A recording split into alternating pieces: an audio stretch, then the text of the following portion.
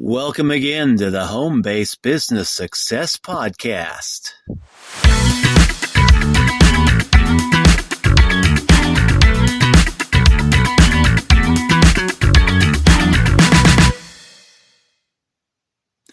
And good morning. This is Ralph with ralphshomebiz.com, and yesterday we started a new feature here where we are going through The Law of Success by Napoleon Hill. It's a rather thick volume, over 700 pages, and we started reading. We got into the author's, how does he phrase it?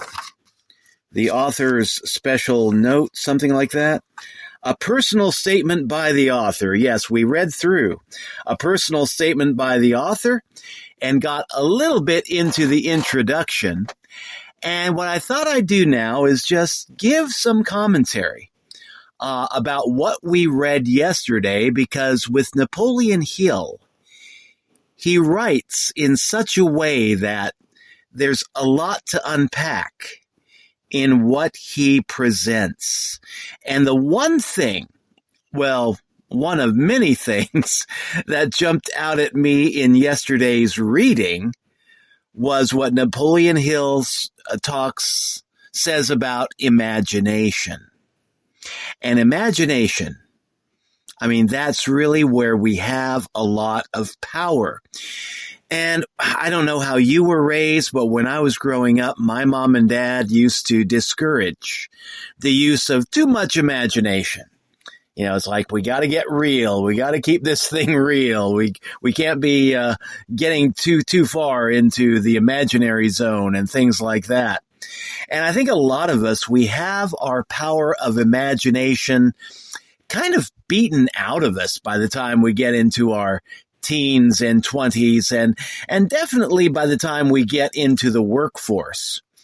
And the few people that manage to keep their imagination and have the ability to see things not necessarily as they are, but as they could be, they become the artists, the philosophers, the theologians, the creative thinkers of modern society. And imagination is something that we really need to have as entrepreneurs, because every great thought, every great deed, every great enterprise, as Napoleon Hill said yesterday, starts in the imagination. And he gives a story in the beginning of a clergyman, a preacher by the name of, what was his name? Dr. Gonzalez. And he doesn't really give the full story in the personal statement by the author that we read yesterday, but he gives kind of a brief summation of the story. Now, I believe it's in his book, Think and Grow Rich, where Napoleon Hill talks about, gives a longer version of the story. But what it is that this preacher by the name of Dr. Gonzalez, he has this idea. It pops into his imagination. He sees a need in his local community, and he thinks, I could start a school that would teach these kids, technology, applied technology, practical technology, teaching them a trade that they could really use to better themselves in life. There's a lot of poverty, a lot of need in his local community. Dr. Gonzalez had this idea that if I could just start a school, we could relieve a lot of suffering and bring some prosperity into this community. And he was able to see this in his imagination. And so he doesn't really know how to do it in the beginning. He sits down, he thinks, okay, I can preach a sermon on this, and he sits down at his desk and he writes a sermon entitled, What I Would Do If I Had $1 Million. Because he believed he had $1 million idea. He just didn't have the $1 million to turn it into a reality. So imagine this. You're in a poor neighborhood. You're a poor community preacher, and you're trying to craft a sermon telling your congregation what I would do if I had $1 million. Because I don't think there was $1 million in that community at that time. But the preacher, Dr. Gonzalez, that's all he knew to do. So he went ahead, he wrote his sermon, and then he decided to advertise it in the paper to maybe attract somebody with that kind of money into the church. And then he decided to take a step out on faith. He wrote the sermon, he advertised the sermon, then he decided, okay, he was 100% committed to preaching that sermon. And the way the story goes in the book Think and Grow Rich, Napoleon Hill says that when the day came, when that Sunday came for him to preach his sermon, he had written out the sermon. He had gone over it numerous times. He had taken it into the bathroom with him so he could read it and go over it while he was shaving.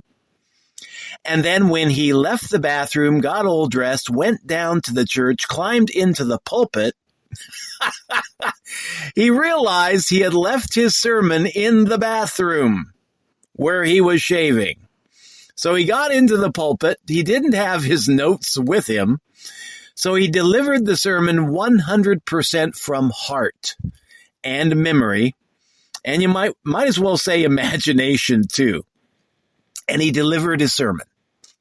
And of course, we know that Philip D. Armour, a wealthy packing house king with the money to finance that enterprise, he happened to be in that church that day because he read the local newspaper. And the title of the sermon caught his eye. So he went into that church just because he saw the ad in the newspaper, heard Dr. Gonzalez give his sermon on what he would do with $1 million. He liked the idea that was expressed. He was impressed with the way that Dr. Gonzalez handled himself. And so, at the end of the Sunday service, I would imagine, I don't know for sure, but I know that's the way it was done when I was a preacher in my church, is that the preacher would go down to the front door and shake hands with people as they were leaving. I think in his story, Napoleon Hill says that Mr. Armour walked up to the pulpit, but it could have been either way, actually. But anyway, after the service, Philip D. Armour went up to Dr. Gonzalez, shook his hand, and said, I believe that you can do all that you say that you can do. So if you'll come down to my office tomorrow morning, Monday morning, bright and early, I will cut you a check, give you the $1 million that you need to start this enterprise. And a school was born that Sunday morning.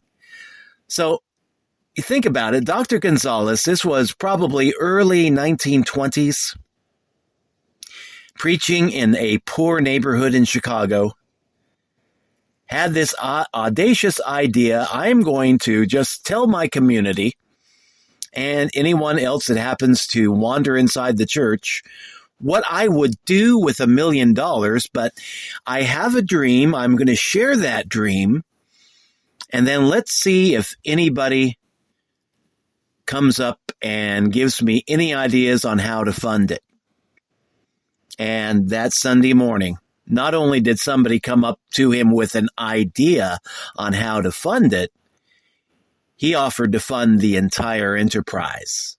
Just come down to my office tomorrow morning. I'll cut you a check. Let's make this happen.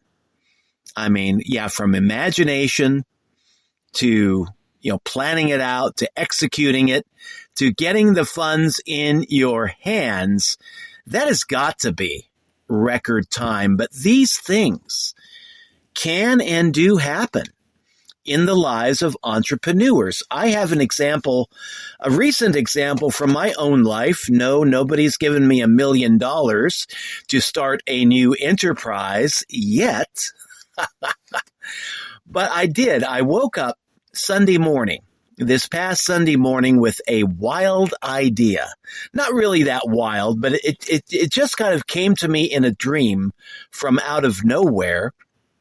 But the idea was to create a new podcast that would utilize a different format, not really a talk format like I'm doing now, but a format where I would find audiobooks that were copyright free, that were in the public domain, that I could download to my computer and then upload to my podcasting platform and present for people. And it would be a podcast in which I'd focus on esoteric books, new thought books, wisdom books, just spiritual books and wisdom type books that I think are important and that I believe other people see the value in as well, and that I could kind of shine a light on by creating a podcast just focusing on those books. And so I did. Sunday morning, I woke up bright and early. I think it was about, 4:30, 5 o'clock. And I went ahead and just racked my brain. I saw that idea in my imagination presented to me in my dream. And so I thought, okay, let's think of a good title for the podcast. Found a title that I thought would be good. Went ahead, got online, found some copyright-free material from LibriVox, found some good books there, decided, okay, I'll start with this one. And then I went ahead and created some cover art for the new podcast. Went ahead, got it all created on Spreaker. That's my platform where I create my podcasts, and then from there it gets distributed out to a bunch of other platforms. But went ahead and got that all created. Then I went ahead and got 4 episodes done back to back and scheduled them so that they would all be published within a few hours of one another. And then decided after that I would just go ahead and publish early morning, 5 days a week, essentially. And then I decided I'm going to go ahead and I'm going to monetize this podcast. Did that all within the first, probably about 8 hours of having had that dream. By the time 8 hours had passed, I had accomplished all that because I thought it was a good idea. It came to me in my dream from out of my own imagination. It's got to be a great idea, right? Well, I decided to step out on faith and actually do it. Well, I was surprised. I also went ahead and made arrangements to have the podcast distributed on a bunch of other platforms. By the end of that day, all of those platforms except one had accepted the podcast, and one is still pending.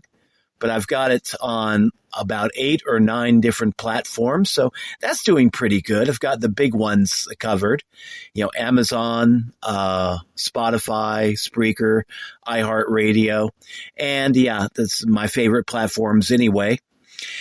And within a few hours, all that was done. I was already getting traction. By the next day, I had been approved for monetization. And 48 hours later, I got up this morning and checked my stats. That podcast, the Voice of Wisdom podcast, judging by the downloads it is already getting, it's already my 4th most popular podcast, and it's only 48 hours old. I've got podcasts that are 2 and 3 years old, and that took a lot longer to get traction. So you see, when you listen to your imagination and decide to step out on faith and actually try to accomplish something, that can actually still work today. And of course, who knows? Maybe there's a wealthy packing house king that's got $1 million that might shoot me an email and say, hey, I like your sound, boy. I think that we can talk. Here's $1 million to help you improve everything. That'd be kind of neat too, wouldn't it? But, these things can happen if we take an idea from out of our imagination and put it out there into the public square, into the public domain, and share our ideas with other people. Because this is where a lot of people, entrepreneurs and average people alike, fall flat sometimes, is that we'll have great ideas, but we won't really be too open about sharing those ideas with the public. We'll be shy. We'll be more introverted sometimes. And we'll have a great idea, but we won't tell anybody else about it. And when I was a kid, and I mean by kid, I'm 63 almost right now. When I say when I was a kid right now, I'm thinking about back in my 20s. But I would have some really neat ideas, and I would just kind of amuse myself with those ideas and then do nothing with them. And then what I would notice happening is that within a few months, I would see those ideas taking form in the outer world, but I didn't get any credit for creating them because I did nothing with the idea. See, what was going on is I was having the idea and somebody else was having the idea about the same time, synchronicity, and they would act on the idea that I didn't act on, and they would turn it into a pretty big thing. And I saw that happen in my life a few times. And at that time, I would just shake my head and think, well, I could have done something with it, but didn't. But that is something that holds entrepreneurs back. We can all have great ideas. And sometimes different people will have the same great idea. It's like these ideas, they don't just exist inside our head. They're out there in their own little universe. It's like Neville Goddard talks a little bit about this in his writings, that our imagination, the ideas that come into our minds, into our brains, they're inside of us and they're also outside of us. And so other people can have access to these ideas as well. And if a great idea comes into the mind of one person and that person does nothing with it, then that same idea can just wander over into the mind of another person and another until it finds somebody that is willing to take a chance and willing to take action on that idea. What was it? The Old Testament talks about wisdom. I have found a home with my people. I forget the exact scripture verse, but it's like wisdom wanders the earth, going from tribe to tribe, from land to land, until it finally finds its people that will accept it. And that was part of the inspiration for the Voice of Wisdom podcast.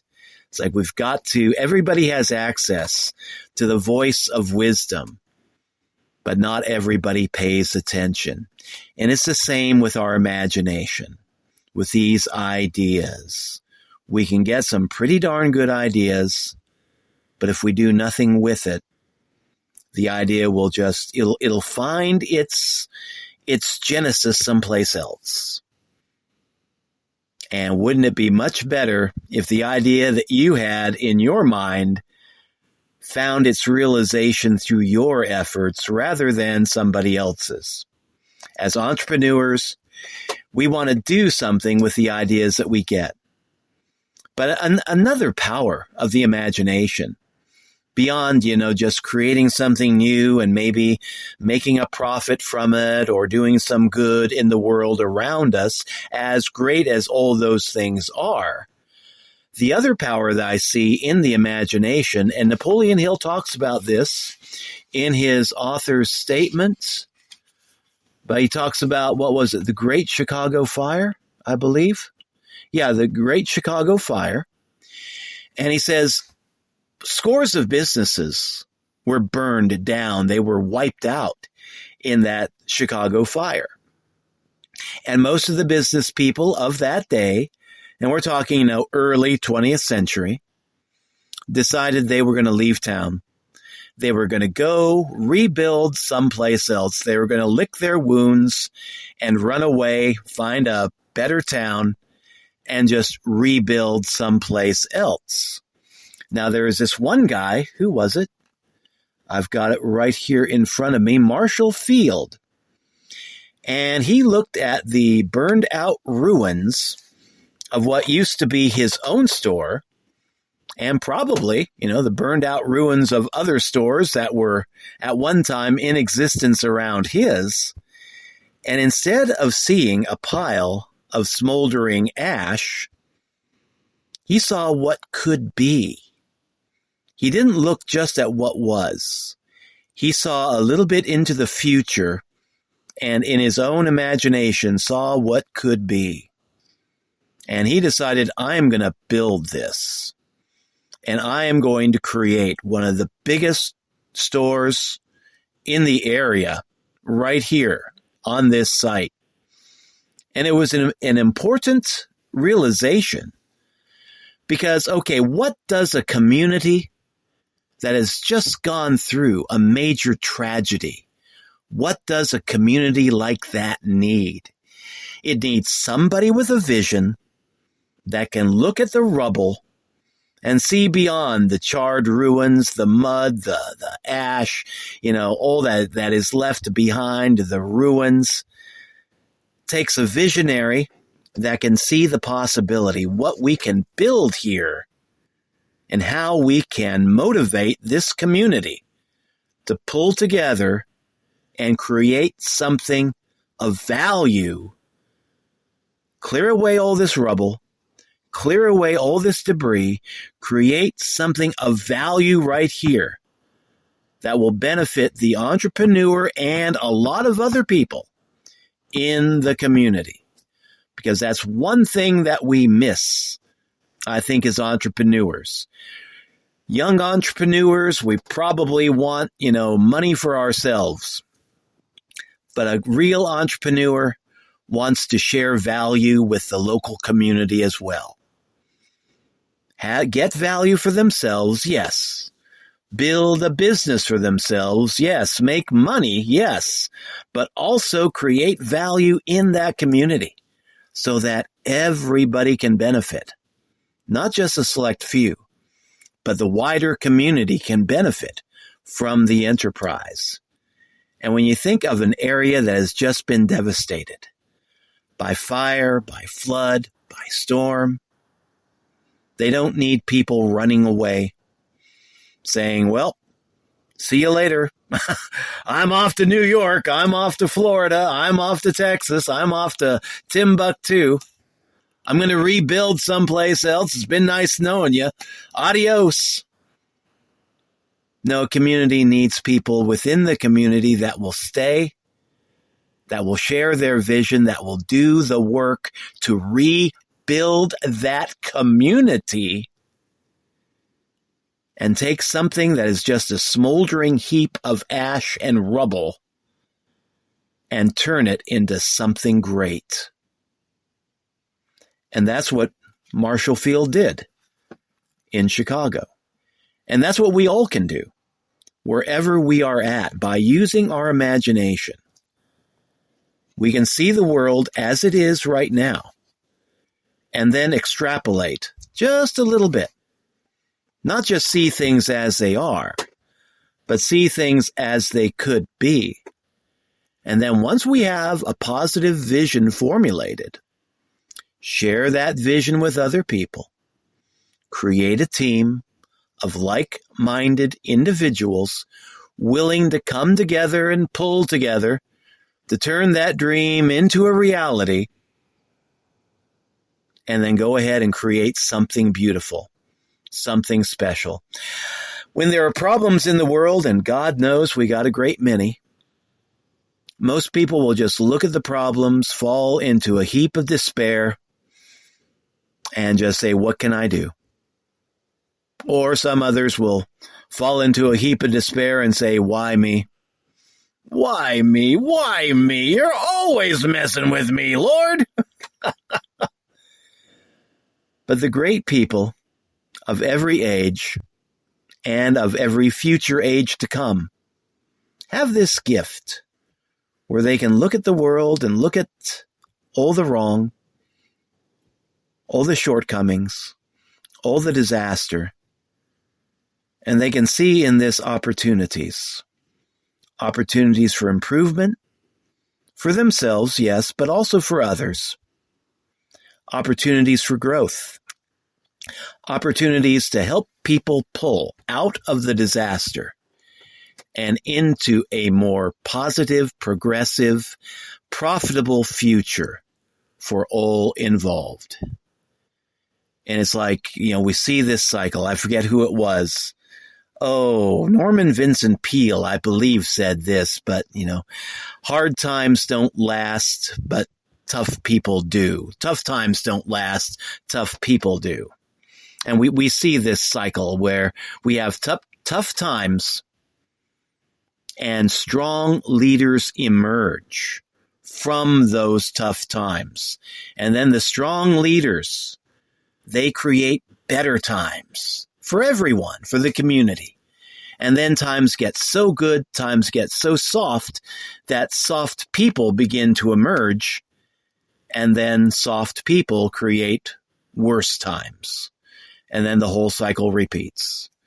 And right now, with everything going on in our world around us, I think we're at that lower end of the cycle where, we are going through tough times. Who knows how much tougher they can get? But I don't see this as a source of despair. I see this as an opportunity to cultivate the next generation of strong leaders, of strong entrepreneurs, of tough and strong people that will have the imagination and the vision to enunciate clearly their dreams, get other people behind those dreams, and get people to pull together, not just creative people and imaginative people, but also inspirational and motivational people. And you get a group of people like that together with a positive dream for a much better future. And you get people pulling together to make that dream a reality. Then, you've got ideas that can change the world in a positive way. And that is all done through the power of imagination. Neville Goddard, when he talks in his books, I think Feeling is a Secret and a few other works of his I've been going over lately, he talks about imagination, and he tends to equate the imagination with God. He doesn't say that God is in your imagination. He says God is your imagination, and he compares that to the creative logos talked about in the Gospel of John. But this logos is this creative thought emanating from the mind of God, and it pops into our own minds, our own individual minds from time to time. And we can touch that divine imagination, and we can decide to either run with it or ignore it. God knows I've done both in my life, and many of you out there probably have done much the same as well. But by using our imagination, we can almost touch the face of the divine and draw divine inspiration, creating a mental bridge from heaven to earth, and be conduits of divine grace, where we can really work to bring something good into the world. Just takes focusing, seeing the value in our imagination, taking time to listen. Taking time to listen to that inspirational voice that we all have within, figuring out what it is trying to say, and then making plans of what, if anything, we can choose to do with it. And I think Napoleon Hill, when he talks about the primacy of the imagination, in other works, he says, thoughts are things. Thoughts are things. Bob Proctor puts it a different way. He says, thoughts become things. But yeah, Napoleon Hill, thoughts are things. Because from thoughts come everything else that we see in our outer world. So choose good thoughts. Cultivate good thoughts.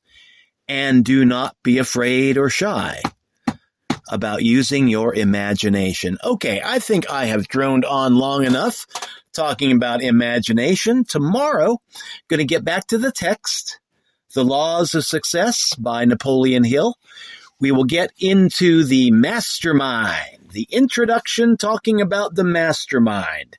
We'll take the next 10 pages, do a little bit of reading on that, and then we'll see where we go from there. So this is Ralph signing out. Thank you for dropping by. And before I go, if you would like to participate in a mastermind that we have going on, this is a mastermind that has been going on for 14 years. And it was created in the imagination of Paul Hutchings 14, maybe 15 years ago. It's called the Grow Rich Mastermind.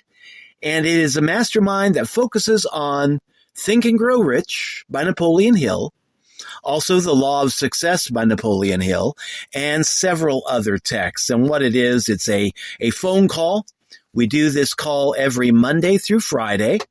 We'll have one of our leaders. We have 5 different leaders, and they will take turns hosting the mastermind. And one of our leaders will do a presentation in the beginning.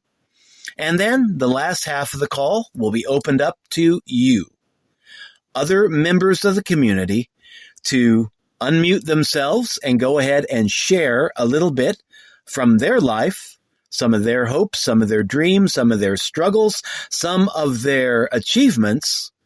And it's a nice little mastermind where we can all gather together, help one another, encourage one another, and just help to inspire the next generation of leadership in home business, whatever your business is. So if you'd like to become a part of this mastermind, it's free of charge. Go to my link, ralphshomebiz.com/growrich, and that link will be in the program description down below.